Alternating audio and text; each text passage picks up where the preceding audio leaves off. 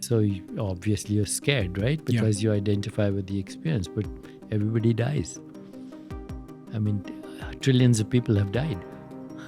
You're not the only one who's going to die. And then what dies is another mystery. The body dies. The seeds of memory recycle.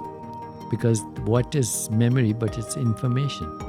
And that's recycled through collective consciousness. As soon as you're born, you're already born into an interpreted world. A world with memory, a world with imagination, a world with non-local consciousness that is now localizing through your brain as this process that you call the body. The body-mind is a process in consciousness. Consciousness itself is not subject to time.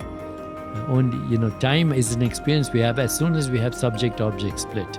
So as soon as there's subject-object split, which is artificial, in nature is a unified activity, the awareness of the mind is not the mind. Who is it or what is it that knows a thought? That is what you need to shift to. Okay. Once you shift from the experience to the awareness in which the experience is happening, you're independent of it. And that's what actually those 8 limbs of yoga are about. It's a process. A shift in identity. We started with that. A shift in identity from your assumed self to your fundamental self, which is infinite, which is without cause, which is not subject to birth and death, which is spaceless, timeless, incomprehensible, infinite, irreducible, and fundamental. The creativity is the opposite of determinism. If you don't want to be a biological robot or an algorithm, which is what we are now, we are biological algorithms, biological robots, and that's, by the way, part of our evolution. It's not something, all animals, but the animals have an advantage. They live in the present moment.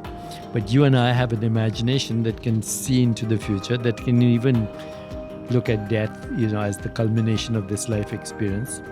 We regret the past.